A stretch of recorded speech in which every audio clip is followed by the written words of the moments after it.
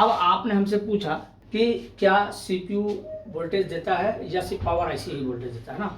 तो हम थोड़ा सा समझते हैं 10 मिनट के लिए। हालांकि जब हम डेट में चलेंगे ना, कुछ क्वेश्चन दिमाग में भी रख लीजिए, डेट में चलेंगे तो इसको थोड़ा सा अच्छे से एक्सप्लेन करेंगे। अभी थोड़ा सा ओपनली हम समझाएंगे कि देखिए होता क्या है। अब ये हो गया आपका सीपीयू और ये हो गया आपका पीएम। अभी हम यहाँ वीपेज यूपेज की बात नहीं कर रहे हैं, ठीक है। सीधे कुछ वोल्टेज सीपीयू को गया, ठीक है। लेकिन इनके अलावा हम तो ये वो वोल्टेज की बात कर रहे हैं जो आपने देखा है कॉइल के माध्यम से जाता है ना, बीच में कॉइल लगे होते हैं। अब इनको भी छोड़ दो, कुछ वोल्टेज और हैं जो सीपीयू को जाते हैं, जैसे 1.8, एक नहीं है ना, इस तरह के कई वोल्टेज सीपीयू के अंदर जाते हैं। देखो सीपीयू का अपना कोई वोल्टेज नहीं होता और ना ही सीपीयू कोई वोल्टेज बनाता है। सीपीयू जो वोल्टेज लेता है वही आगे फॉरवर्ड करता है।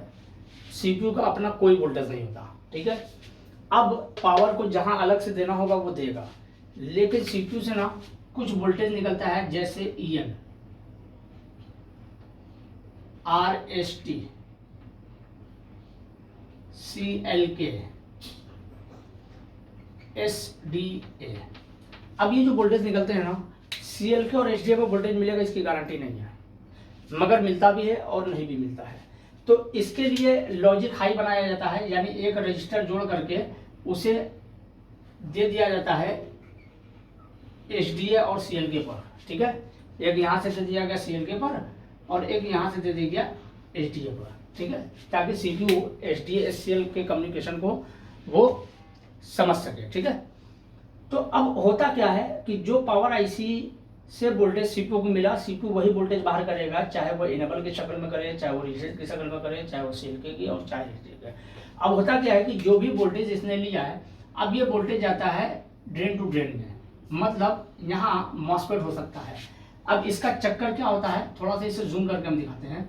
अब इसका चक्कर क्या होता है कि अब यहाँ ये वोल्टेज आ गया, ठीक है। अब एक हो गया ऊपर और एक हो गया नीचे। तो क्या होता है, कहीं कहीं सिर्फ NC होता है और कहीं कहीं सिर्फ जो है NO होता है, ठीक है। दो ही चीज होता है, NC और NO। अब क्या होता है कि अब देखेंगे ना जब ना, अब जैसे मान लीजिए कि अब कोई ग्राफिक्स सेक्शन काम करना है और ग्राफिक्स के लिए हम पकड़ लेते हैं एक LCD कनेक्टर। अब ग्राफिक्स के लिए कुछ लाइनें, MIPI लाइनें, डाटा की लाइनें, क्लॉक की लाइनें, रीसेट की लाइनें, ये सारी लाइनें LCD कनेक्टर को आई हुई है। अब क्या होता है कि जैसे ही मान लो कि यहाँ पे सारी लाइनें ओके हुई, तो डाटा और क्लॉक के जरिए सीपीयू को पता चल जाता है कि हाँ इसके अंदर क्या हुआ, इसके अंदर आया। अब देखो ये एक तरह से कॉइल होता है, जैसे आपने रिले देखा ना, रिले के अंदर देखा होगा टिक टिक, आप जब पावर दोगे तो कनेक्ट होगा, डिस्कनेक्ट होगा। जिन लोगों ने देखा उन्हें पता होगा, जिन लोगों ने नहीं देखा उन्हें पता नहीं होगा। तो हम बता दें, जैसे ही यहाँ कॉइल मिलता है, अब इसे हम यहाँ थोड़ा सा एग्जाम्पल के लिए समझाते हैं कि देखो ये एक और इसके ऊपर ये बैंडिंग है और इस बैंडिंग से दो वायर निकला। अब देखो ये हो गया कॉइल जो मैग्नेटिक फील्ड बनाता है और बीच में मेटल है और इस मेटल के ऊपर कॉइल लिपेटा गया है।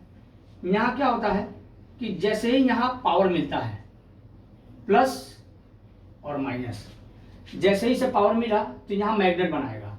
अब जब ये मैग्नेट बनाएगा, थोड़ी सी ऐसे तिरछी पकड़ लेते इसको, मतलब पीछे की तरफ है, क्यों, क्योंकि इसने स्प्रिंग के माध्यम से इसको खींचा हुआ है, ठीक है। ये स्प्रिंग के माध्यम से खींचा हुआ है तो ये पीछे है। तो अब क्या होता है, एक पिन यहाँ हो गई और एक पिन यहाँ हो गई। अब इससे एक लाइन हमारी बाहर होती है। तो देखो जैसे ही ये चुंबक बनाएगा, ये जाके चिपक जाएगा उधर, और जैसे ही वो चिपकेगा तो उस कंडीशन में क्या होगा कि यहाँ पे हमारा एक वोल्टेज होगा 1.8 वोल्ट। बात को समझो, ये हो गया हमारा 1.8 वोल्ट जो यहाँ लगा हुआ है, और यहाँ जो वोल्टेज है वो वोल्टेज है 0 क्योंकि ये लाइन डिस्कनेक्ट है। जैसे ही इसके अंदर पावर आया, यहाँ मैग्नेट बना, और चूंकि ये लोहे की पत्ती है, ये फौरन उसे खींच लेगी। जैसे ही उसे खींचेगी, ये इसे लाके यहाँ चिपका देगी। बात को समझिएगा।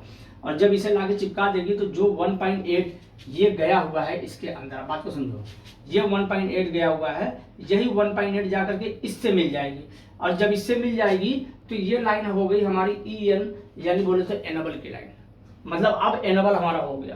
तो यहाँ आप ध्यान से देखो कि जैसे ही डिस्प्ले से लाइन आई, डाटा और क्लॉक के जरिए से इनको सप्लाई मिली, यानी इन्होंने इंफॉर्मेशन दे दी कि हाँ डाटा और क्लॉक की लाइन जुड़ी हुई है, वैसे ही ऊपर कनेक्ट हो जाएगा। अब यहाँ स्प्रिंग देखने को नहीं मिलेगा, ये सेंसर पे काम करता है। तो ये क्या होगा, ये ऊपर की जगह चूंकि ऊपर की तरफ है, ये नीचे आके झुक जाएगा। तो जैसे ही नीचे आकर के झुकेगा तो जो नीचे से लाइन लग के EN, ये अब ये EN यानी अब ये एनेबल में 1.8 आ गया। अब इस 1.8 को किस तरह से यूज किया गया, सवाल ये है, क्या इसे एक LDO में दिया गया है जिसके अंदर पहले से एक ग्राउंड है और एक पॉजिटिव मिल गया 1.8 और फिर एक इनपुट है 3.0 और फिर आउटपुट हो गया 1.8। कब 1.8 हुआ या 3.0 कब हुआ या 2.8 आउटपुट कब हुआ, जब यहाँ इसे एनेबल मिला और अंदर से इसने स्विचिंग की, इसने 3 बोल्ट को 1.8 करके भेज दिया। बात समझिएगा, मतलब EN जो मिला 1.8 कब मिला, जब डिस्प्ले आपने लगाया तब।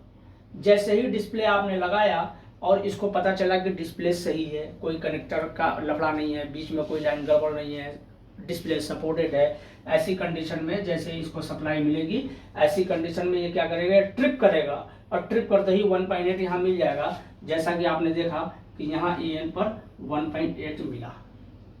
बात समझिएगा, तो जो हमें यहाँ 1.8 मिला वो पहले से पावर IC से वोल्टेज अंदर फिक्स था, यही 1.8 इसे मिला। अब ऐसी कंडीशन में अगर ये लाइन इंटरनल शॉर्ट हो जाए, जाहिर सी बात अंदर कैपेसिटर में देखने को मिलेगा, इंटरनल शॉर्ट हो जाए, ये पूरी लाइन आपकी शॉर्ट हो जाती है। आप कैसे रिपेयर करोगे इसे, बात को समझो।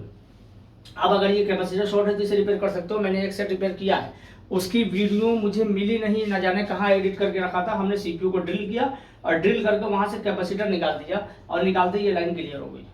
ऐसे कंडीशन में हमारा शॉर्ट CPU जो डेड था वह एक्टिव हो गया, लेकिन कैपेसिटर शॉर्ट हो इसकी गारंटी कम हो, वो तो लक बाई लक बैठ गया, अलग बात है कि सेट ऑन हो गया है ना। तो अब कहने का मतलब यही है कि अब ये लाइन अगर शॉर्ट हो जाए तो 1.8 गया, और जब ये 1.8 गया तो यही 1 पॉइंट जा रहा है। बात को समझो, अब यही 1 पॉइंट कहाँ कहाँ जा रहा है, अब यही 1.8 घूम के वापस जा रहा है PM में, मतलब PM से लाइनें निकलती है PM में जाती भी है। 1.8 PM को जा रहा है और यही 1.8 कहाँ जा रहा है, वो जा रहा है EMMC को। अब यही जा रहा है आपका 1.8 कहाँ, LCD कनेक्टर को, यही LCD कनेक्टर को जा रहा है। तो इंपॉर्टेंट वोल्टेज है जो चला गया। अब इसे आप ब्रेक नहीं कर पाएंगे, इसे आप बंद नहीं कर पाएंगे। इसे अगर बंद करेंगे, CPU छुड़ा के बंद करेंगे तो भाई EN नहीं होगा, और जब EN नहीं होगा तो आपकी ग्राफिक्स यानी डिस्प्ले नहीं आएगी, फिर कोई मतलब ही नहीं है अगर ये ग्राफिक्स लाइन की है तो, है ना। क्योंकि जो 1.8 यहाँ गई है ना इसके अंदर, अब ये यहीं से घूम के दूसरे काम से गई है, यहीं से घूम के तीसरे काम के लिए गई है, यहीं से घूम के चौथे काम से गई है, यहीं से घूम के 5वें काम के लिए गई है। बात को समझ लो। अब शॉर्टिंग मिली हमें एक जगह, कहाँ, यहाँ। तो जितने भी सेक्शन थे, नेटवर्क सेक्शन था आपका, या कोई और सेंसर का सेक्शन था, या मान ले तो वाईफाई सेक्शन था, ब्लूटूथ सेक्शन था, या हम कहते हैं मोबाइल को बूट करने के लिए, सेट को ऑन करने के लिए इंपॉर्टेंट सेक्शन था। तो ऐसे कंडीशन में क्या हुआ कि आप अगर आपने नीचे से ब्रेक भी कर दिया, बॉल को आपने बंद कर दिया जो कि CPU को पावर ना जाए, तो ऐसे कंडीशन में आप सोचो कि कितने सेक्शन बंद हो गए। अब तो सेट आपका ना बूट करेगा, ना नेटवर्क के लिए काम करेगा, ना वाईफाई के, ना ब्लूटूथ के, सारे सेक्शन तो आपने बंद कर दिए सिर्फ एक बॉल बंद करने से। तो ये चीज़ें हर जगह पॉसिबल नहीं होती कि आप किसी लाइन को ब्रेक करके उसे एक्टिव करवाएं। अब जिसे ना समझ में आया वो पूछ सकता है कि ये बात उसको समझ में नहीं आई। जैसे कंफर्म होने से PM ये वोल्टेज सबको दे प्रोवाइड करती है और CPU उसको कमांड के रूप में कम्युनिकेशन करती है। हाँ बिल्कुल सही है। क्लियर हुआ शोका आपका मसला? यस सर, जी एकदम, बहुत बहुत शुक्रिया सर।